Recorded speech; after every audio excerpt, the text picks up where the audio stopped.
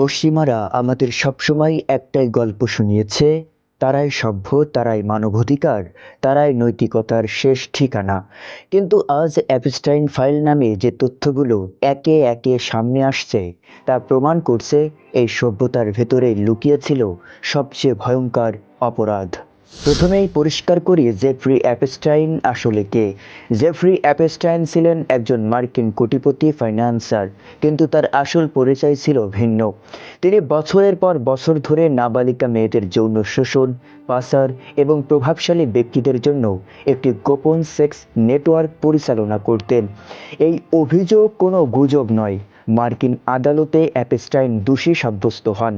তার ঘনিষ্ঠ সহযোগী গ্হিসলেইন ম্যাক্সওয়েল এখনও সাজাপ্রাপ্ত আসামি।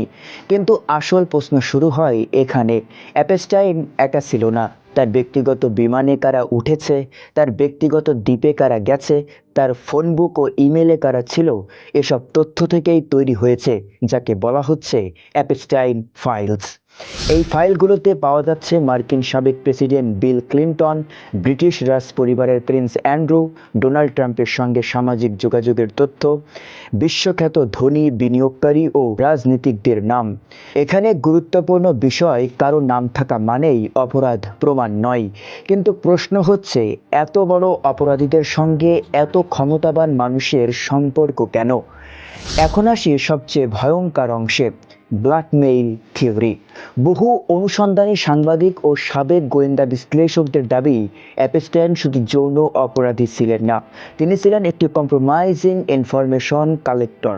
সহজ ভাষায়, ক্ষমতাবান মানুষের গোপন লজ্জাজনক কাজের ভিডিও বা তথ্য সংগ্রহ, তারপর সেটাকে চাপ সৃষ্টি বা প্রভাব বিস্তারের হাতিয়ার হিসেবে ব্যবহার।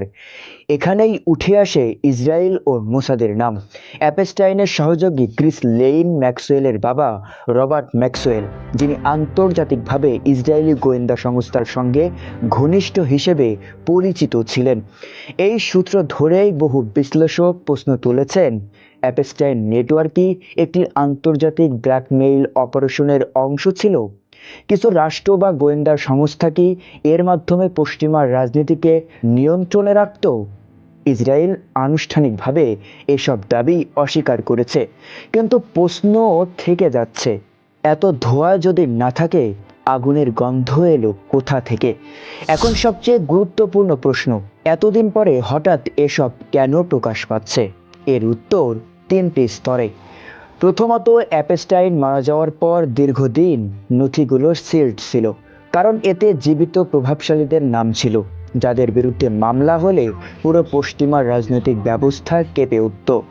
দ্বিতীয়ত, যুক্তরাষ্ট্রের রাজনৈতিক ক্ষমতার পালাবদল, আদালতের চাপ এবং ভুক্তভোগীদের দীর্ঘ আইনি লড়াই, এই তিন কারণে আদালত ধীরে ধীরে নথি প্রকাশে বাধ্য হয়।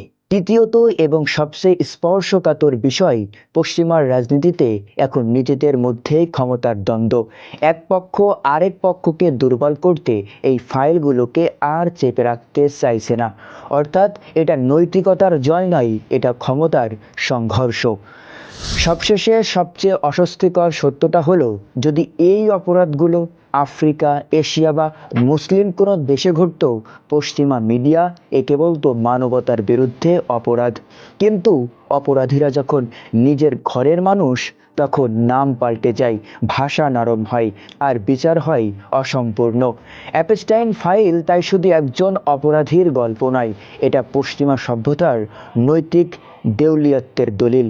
প্রশ্ন একটাই, সব নাম কি কখনো পুরোপুরি প্রকাশ পাবে, নাকি ক্ষমতা আবারও সত্যকে কবর দেবে? ছিলাম আমি এস.এম. মেহরাব আহমেদ। পরবর্তী বিশ্লেষণ দেখতে সাবস্ক্রাইব করুন ক্লিয়ার টাইমসের ইউটিউব চ্যানেল এবং ফলো করুন ক্লিয়ার টাইমসের ফেসবুক পেজ।